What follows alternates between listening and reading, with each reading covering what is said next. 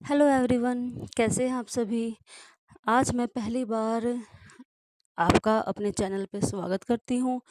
तो ये जो हमारे सामने है, ये है हमारा असिस्टेंट प्रोफेसर का सिलेबस। यूपी के असिस्टेंट प्रोफेसर, जो कि वैकेंसी अभी नियर फ्यूचर में आने वाली है। तो बहुत ज़्यादा संभावना है कि अभी नेक्स्ट मंथ में या फिर उससे भी कम समय में हमारा नोटिफिकेशन आ जाएगा फॉर्म फिल करने का। और तब हमारे पास समय नहीं होगा कि हम इतनी जल्दी तैयारी कर सके। इसलिए हम कर रहे हैं पहले ही अपनी तैयारी शुरू। ये हम शुरू करेंगे इंग्लिश लिटरेचर का। तो मैंने सिलेबस को खोला हुआ है। तो हमारी सबसे पहली यूनिट में हमारी आती है एजेस। तो हमारी ये आप सामने देख रहे होगे। तो ये हमारी है यूनिट 1, जिसमें हमारी एजेस दे रखी है अलग अलग। रेनेसा से शुरू होता है, पोस्ट मॉडर्न पे ख़त्म होता है।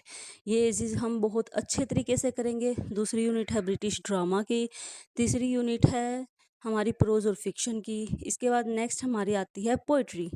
पोइट्री के बाद हमारी अगली आती है यूनिट नंबर 5th, जो कि है लिटरेरी थियोरी और क्रिटिसिज्म। इसके बाद 6th हमारी आती है थियोरी की, स्पेशली ये भी हमारी थियोरी और क्रिटिसिज्म की है। तो जो यूनिट नंबर 5th है वो स्पेशली क्रिटिसिज्म को डेडिकेटेड है।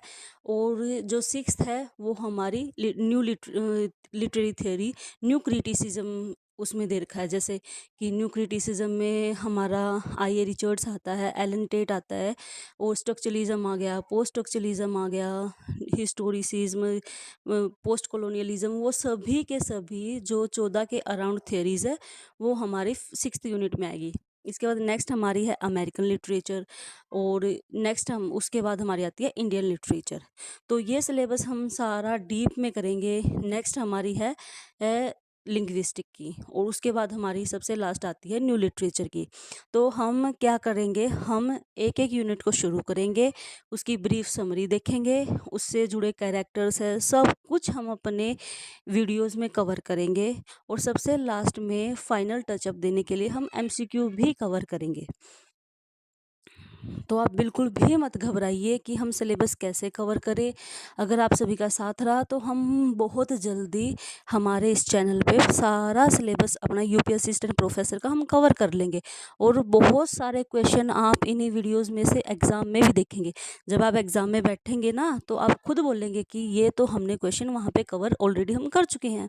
क्योंकि हम इतना बहुत अच्छे तरीके से हम सिलेबस को कवर करेंगे।